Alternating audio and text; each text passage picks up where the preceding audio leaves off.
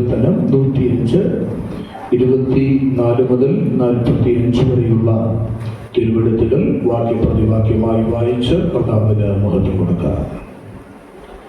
പാടും യേശുവിന് ജീവൻ പോവോളം നന്ദിയോടെ, ജീവൻ പോവോളം നന്ദിയോടെ,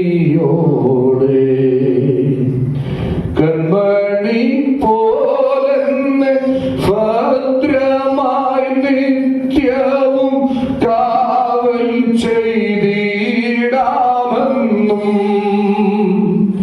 കൺമണി പോലെന്നെ ഭദ്രമായി നിത്യവും കാവൽ ചെയ്തിടാമെന്നും,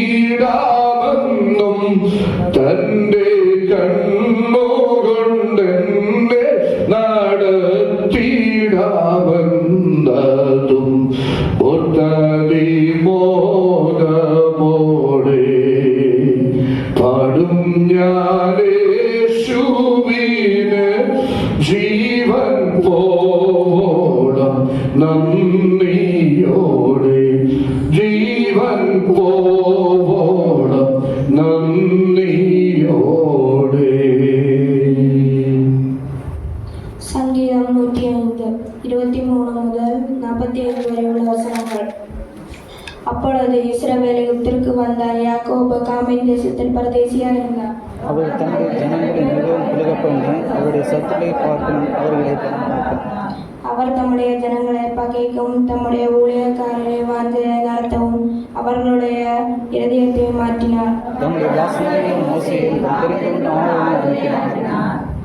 இவர்கள் அவர்களுக்குள் அவருடைய அடையாளங்களையும் காமின் தேசத்தில் அற்புதங்களையும் செய்தார்கள். அவர் இருளை அனுப்பி அந்தகாரத்தை உண்டாக்கினார், அவருடைய வார்த்தையை எதிர்ப்பதில்லை.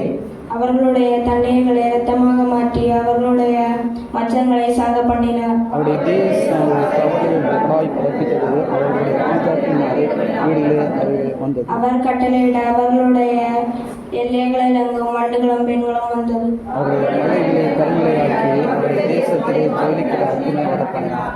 அவர்களுடைய திராட்சை செடிகளையும் மத்தி மரங்களையும் அழைத்து அவர்களுடைய எல்லைகள் உள்ள மரங்களையும் முடித்தார். அவர் கட்டளையிட எண்ணமில்லாத வெட்டுக்கிளைகளுக்கும் பச்சைப்புழுக்கும் வந்தது. அவர்களுடைய தேசத்தில் உள்ள சகல பூண்டுகளையும் அரித்து அவர்களுடைய நிலத்தின் கனிகைகளை தின்று போட்டது. அவருடைய தேசத்திலே அப்பொழுது அவர்கள் வெள்ளியோடும் பொன்னோடும் புறப்பட பண்ணினார். அவர்கள் கோத்திரங்களில் பலவீனப்பட்டவன் ஒருவனும் இருந்ததில்லை.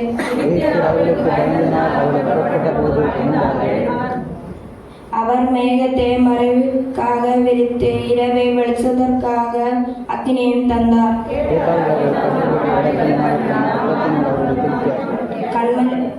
கல்மலையை திறந்தார். தண்ணீர்கள் புறப்பட்டு வறண்ட வேலைகளில் ஆராய் ஓடிட்டு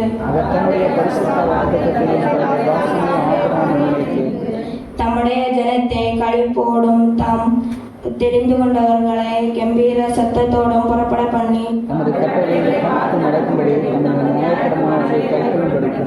கடைசி வசனம் சேர்ந்து வாசிப்போம். அவர்களுக்கு தேசத்தை கொடுத்தார், அந்த மனிதர்களுக்கு வாசத்தின் சந்தரித்துக் கொண்டார்கள். அல்லேலூயா.